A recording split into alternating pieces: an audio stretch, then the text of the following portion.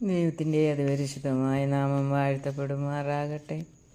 നമുക്ക് ചിന്തിക്കുവാൻ വേണ്ടി ദൈവം തരുന്ന തിരുവചനം യാക്കോബിൻ്റെ ലേഖനം 2-ാം അധ്യായത്തിൻ്റെ 14-ാമത്തെ വചനത്തിൽ ഇങ്ങനെ പറയുകയാണ്: സഹോദരന്മാരെ, ഒരുത്തൻ തനിക്ക് വിശ്വാസമുണ്ട് എന്ന് പറയുകയും പ്രവൃത്തികളില്ലാതിരിക്കുകയും ചെയ്താൽ ഉപകാരമെന്ത്? ആ വിശ്വാസത്താൽ അവൻ രക്ഷ പ്രാപിക്കുമോ?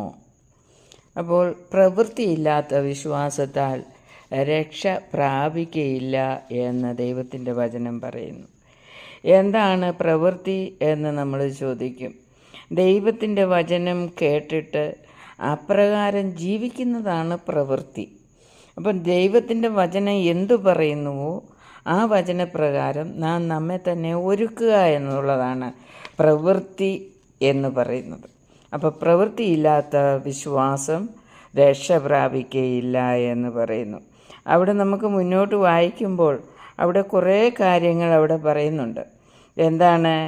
ഒരു സഹോദരനോ സഹോദരിയോ നഗ്നരോ അകോവൃത്തിക്ക് വകയില്ലാത്തവരുമായിരിക്കെ നിങ്ങളിൽ ഒരുത്തൻ അവരോട് സമാധാനത്തോടെ പോയി തീ കായുക, വിശപ്പടക്കുകയും ചെയ്യുവീൻ എന്ന് പറയുന്നതല്ലാതെ ദേഹരക്ഷയ്ക്ക് ആവശ്യമുള്ളത് അവർക്ക് കൊടുക്കാതിരുന്നാൽ ഇപ്രകാരം ഉപകാരം എന്ത്? അങ്ങനെ വിശ്വാസവും പ്രവൃത്തികളില്ലാത്തതായാൽ സ്വതവേ നിർജീവമാകുന്നു.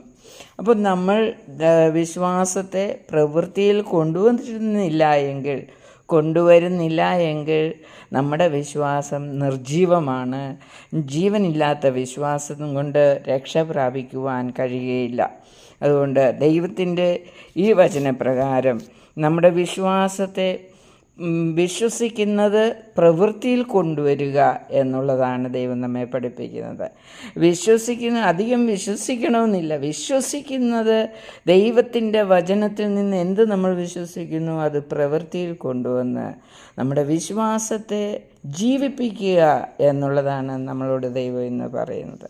അപ്പം നിർജീവമായ നമ്മുടെ വിശ്വാസം പ്രവൃത്തിയുള്ളതായി മാറി ജീവനുള്ളതായി മാറി രക്ഷ പ്രാപിക്കുവാൻ തക്കവണ്ണം ഇടയായിത്തീരട്ടെ എന്ന് പ്രാർത്ഥിച്ചുകൊണ്ട് ദൈവവചനത്തിൽ നിന്ന് വിരമിക്കുന്നു. ദൈവം അനുഗ്രഹിക്കുമാറാകട്ടെ. ആമേൻ.